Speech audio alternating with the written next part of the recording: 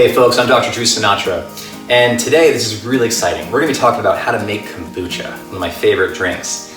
Now, I've been drinking kombucha for a long time. I first had it in Whole Foods back in 2004, and it blew my mind back then. I mean, I'd never experienced a drink that was just so flavorful and had all that effervescence and that fizz in there. But the reason why I really enjoy it so much and I want to, show you how to make it at home is because it's really good for the gut, right? It contains probiotics in it. It's a fermented beverage, and probiotics are really good for supporting gut health.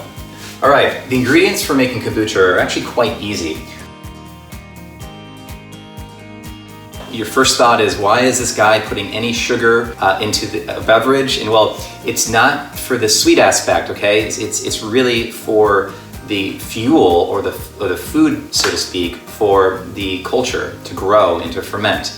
This is a SCOBY, okay? And a SCOBY stands for Symbiotic Culture of Bacteria and Yeast. And you can buy these things online.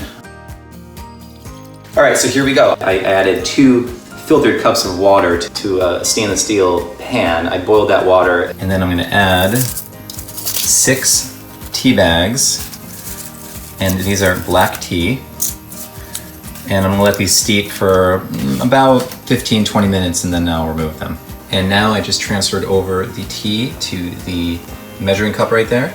I'm gonna add those 2 cups of filtered water that I made the tea out of here. I'm gonna add that in.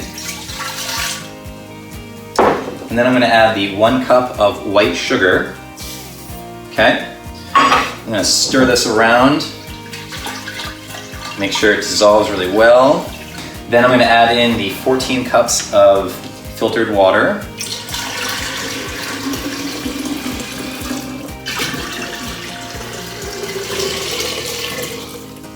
And now I'll take out the SCOBY, put it in there. And then finally I'm gonna stir it, make sure all that sugar is dissolved. It does say that you should take a pH strip to make sure that the pH is below 4.5.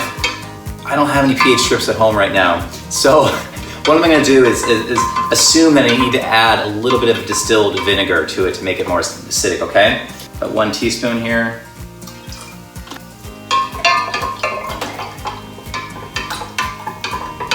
And then lastly, you can either use coffee filters that are attached together. I choose to use paper towels because it's really simple. You put it over the top, you attach a rubber band, and what this does is just prevents, flies, mosquitoes, other insects, even other, bacteria and yeast that are floating in the air away from this, and allows the kombucha to breathe and allow some of that CO2 to leave. You'll want to have this kombucha sit for about 1 week to about 3 weeks.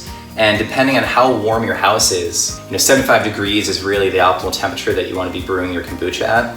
And then what I keep doing along the way is tasting it to make sure that it has the desired consistency. So the longer it sits, the more sort of vinegar taste that it will provide for you. This is 3 weeks post when I started compiling these videos. And as you can see, the SCOBY right there is floating in the bottom. So it's essential, even though it looks a little scary, it's what we need there. I'm going to transfer over this kombucha to other bottles where I'm going to add some frozen fruit or dried fruit or fresh fruit, which is going to allow the secondary fermentation to occur, which really allows more flavor to be added into the kombucha, and secondly, more of the effervescence. So here it goes first into the mango one. And what you want to do is leave some room at the top. I'm actually going to come over to this ginger grapefruit one first to make sure I have enough kombucha here. But what you want to do is leave a good inch or 2 from the top so that that leaves some room for pressure to build up. Because what's happening during the secondary fermentation, as I mentioned previously, you are imparting a flavor in there, a little bit of a taste with those fruits, but you're also creating an environment for the kombucha to create more of the fizziness and effervescence. And really what that is that's CO2 that's being produced. So you want to make sure that you're leaving some room. There's about, about 2-3 inches in there that I've left. So what I'm going to do is seal this up. Okay? And then every couple of days I'm going to check it. So what I'll do is they call it burping. So I'll open the lid up like this, let some of that CO2 out, and then I'll keep fermenting it for another, anywhere from 2 to 7 days. So here's I'll pour some more of the blueberry here.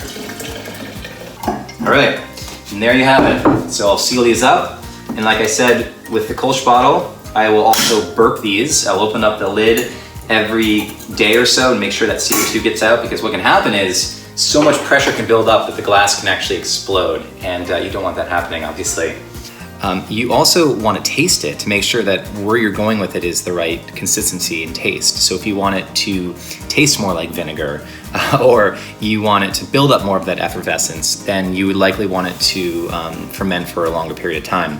And it really depends on temperature too. Like where I am in Northern California, our evenings have been very cold, and so fermentation does not happen as quickly as it would if you're living in Florida or somewhere further south where it's definitely warmer at night, particularly in the summertime. So once you've tasted it and you've found that this is it, this is where I want it to stay, that's when you put it in the refrigerator to really put a halt to that fermentation that process. And you can keep it up in your fridge for anywhere for a couple days to a week or so. So there you have it.